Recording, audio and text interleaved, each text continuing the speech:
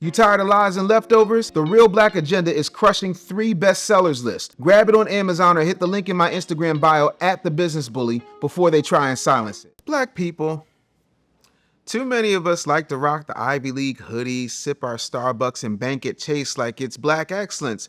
But the truth of the matter is, damn near everything I just talked about is rooted in slavery, and we're about to unpack all of it right here. Let's break it down. Half of Princeton's founders and trustees were slaveholders. The man who founded Yale, Elihu Yale, was part of the East India Trading Company, which did what? Transported slaves. Harvard in and of itself was funded by free African labor. Yet and still, we're so proud of the Ivy League. The problem is not the Ivy League. The problem is our constant desire for white approval and white adjacency that keep these systems running strong while our own systems have failed year after year, day after day, month after month, decade after decade. We got to do something a little bit different. So we're going to continue to unpack this a bit. I don't know if you know this or not, but the Ivy League wasn't just funded by slave owners. They sent their children to these schools to find out how to be more efficient, more effective, and better slave owners. Everything from plantation management to torture techniques were taught in these hallowed halls that you now beg your parents and Fannie Mae and Freddie Mac to help you fund if you can get into them at all, and turn around and call it higher education. If that's not the biggest cluster, wait, I can't say that on this channel. If that's not the biggest sham I have ever heard in my life, I don't know what else is. And you know how I feel about the whole higher education industrial complex, but this takes it to a whole nother level. They were literally teaching people how to be better slave masters to create a better system of white supremacy. And now you refer to that as the cream of the crop in educational excellence. What's the matter, boss? We sick? Well, Dave, what about profiteering? Listen, these families have done everything they possibly could to distract, to dissuade, to misdirect you from the fact that you can't destroy the fruit of a thing until you attack the root of a thing. In other words, if the foundation is built on the blood of your ancestors, if the foundation is built on slavery and free African labor, then guess what, boo-boo? It's still in there, which is why you have all this upper crust nonsensical BS you have right now. But yet and still, you will break your neck to try to get your kid into the Ivy League and then spend hours, if not weeks, if not months, talking about how bad and jacked up HBCUs are. And don't get me wrong, I've got a lot of smoke for HBCUs and their corporate mismanagement of our children's money, education, and their addiction to white adjacency, but that's a whole nother video and we don't have that long, so let's keep rolling. JP Morgan Chase merged with banks that lend money to slave owners. I need you to process that for a minute when you get yourself your Chase Freedom Card. Both New York Life and Aetna wrote policies ensuring your ancestors, not specifically your ancestors, but some of our ancestors, those companies are still around. When the last time you decided to, I don't know, call Jamal Bryant or call Ben Crump and say, you know what? We need to go after them for what they did. We need to overcharge them for what they did to our ancestors. Now, you ain't gonna do that though, because, God forbid, you probably didn't even realize that that was a thing until I just told you just now. And if you did, why is it such a closely guarded secret nowadays?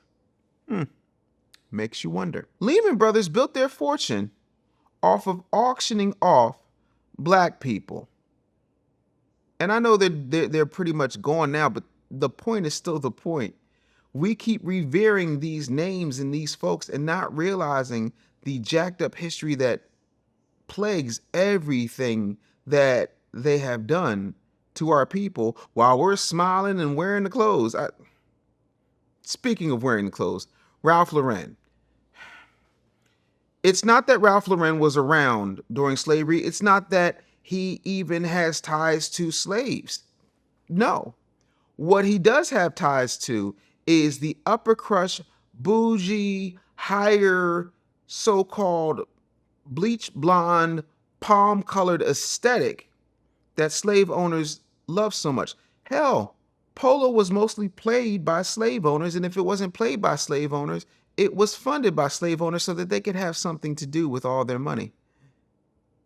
So all those cool little upper crust outfits you wear, cool. And by the way, I'm not a huge fan of the Oak Bluff situation, but let's talk hypocrisy for a minute, black people. I don't want to see yet another think piece about how racist it is for Ralph Lauren to have Oak Bluffs when the majority of you will not support a black-owned clothing company to a point where we don't have one that is on the level or greater than Ralph Lauren. You turn your nose up at FUBU, you turned your nose up at Carl Kanai, you turned your nose up at Cross Colors, you turned your nose up at Aniche. I could do this all day.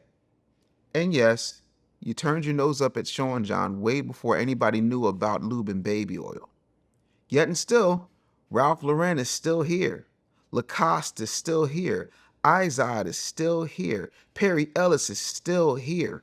I don't have enough time. I feel like P.D. Pablo. I could just make 16 bars listing all of the white-owned clothing companies that you patronize, but you mad about the Oak Bluff collection. Some of this has got to start making sense. By the way, I know we like to think that slavery is over with. No, no, no, no. Slavery just rebranded. It changed into endowments, insurance policies, and corporate wealth, most of which you don't get access to. Yet and still, you will break your neck and call it, I'm on my corporate hustle. But when somebody tells you, hey, one thing you might want to do is start focusing on how to build your own, you say, man, that's too hard. That's too difficult. So when Dr. Claude Anderson said you should be ashamed of yourself for going outside of your neighborhood for your children to have a job, y'all wasn't trying to hear that. When I told you, I wrote, yes, I'm plugging it again, The Real Black Agenda, available at therealblackagenda.com. You told me, he's spending so much time plugging his book.